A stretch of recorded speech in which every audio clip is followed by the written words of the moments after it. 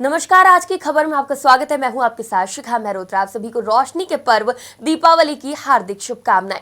साल की सबसे बड़ी अमावस्या यानी सबसे काली रात दीपावली का काला जादू करने वाले और अघोरियों को बेसब्री से इंतजार होता है।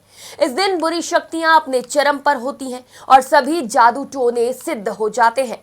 दिवाली यानी महानिशा की रात तंत्र साधना करने वाले मनोकामना सिद्धि के लिए ऐसे टोटके करते हैं जिसमें कर आपकी जिंदगी तबाह हो सकती है। दिवाली की रात महानिशा मानी जाती है जो तंत्र साधना के लिए खासी फलदायी होती है। दिवाली की रात गली चौराहे से लेकर पीपल के पेड़ के नीचे और घर के अंदर बाहर खूब टोने टोटके किए जाते हैं। जरा संभल कर रहिएगा इस अमावस्या की रात।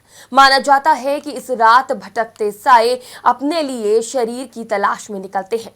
अपनी इच्छाओं की पूर्ति के लिए कुछ लोग तंत्र मंत्र का सहारा लेते हैं। जहां लोग शाम ढलने के बाद शमशान के रास्ते नहीं जाते, उसी मशान में अघोरी इस रात की सबसे अंधेरी रात सिद्धियां करते हैं।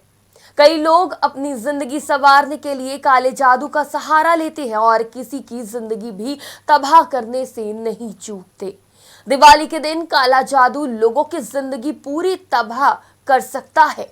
लोग या तो पागल हो जाते हैं, आत्महत्या कर लेते हैं या किसी गंभीर बीमारी का शिकार होकर मर जाते हैं। इस रात बुरी शक्तियां चरम पर होती हैं, इसलिए किसी चौराहे से निकलते वक्त तो आपको सबसे ज्यादा सावधान रहना चाहिए, क्योंकि यहीं से लोग होते हैं टोने टोटके के शिकार। इस दिन भूल कर भी पीपल या बरगद के पेड़ के नीचे से ना निकलें, क्योंकि इन पर प्रेत और चुड़ैल का वास होता है। लेकिन ऐसा नहीं है कि इस दिन भूत प्रेत काली शक्तियां ही सिर्फ हावी होती हैं। इस दिन सभी सिद्धियों की पूर्ति होती है, मां लक्ष्मी की असीम कृपा बरसती है और सभी मनोकामनाओं की पूर्ति होती है।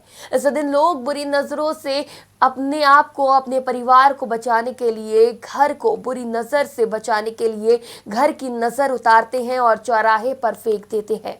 दिवाली के दिन और रात सावधानी बरतकर आप अपनी जिंदगी तबाह होने से बचा सकते हैं। ऋग्वेद और अथर्ववेद में जादू टोने का कई जगह वर्णन मिलता है।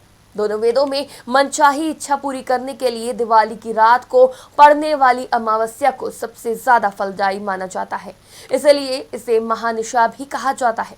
इस दिन कई सावधानियों के साथ ही वो जो बीमार हैं उनके हाथ से कोई काला कपड़ा अथवा उड़द दाल या फिर हरी सब्जियां दान करवाया जाता है।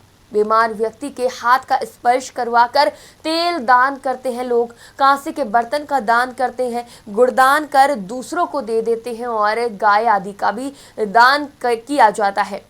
माना जाता है कि ऐसा दान करने से जो बीमारी है वो दूर हो जाएगी और वो बीमारी जिस व्यक्ति को दान दिया जाता है उसको हो जाती है। इसी वजह से लोग इस दिन दान लेने से भी बचते हैं। बीमारी जानलेवा होती है और कोई दान लेने वाला नहीं मिलता, तो तंत्र साधना करने वाले काले कपड़े में दाल बांधकर उसे तेल में डुबोकर सड़क या चौराहे पर रखवा देते हैं। इसलिए इस दिन सड़क पर कपड़े की छोटी पोटली पड़ी दिखे तो उससे बचकर निकले, नहीं तो यह आपके लिए जानलेवा भी साबित हो सकता है। फिलहाल के लिए इतना ही। आप सभी को दीपावली पर्व की हार्दिक शुभकामनाएं।